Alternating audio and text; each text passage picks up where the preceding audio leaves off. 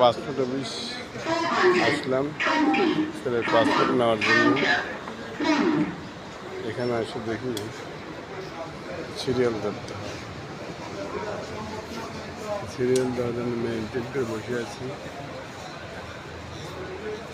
এরকম সারিবদ্ধভাবে বসতে হয়। সে আগা পাসপোর্ট অফিসে আসলাম। দেখতে পাচ্ছি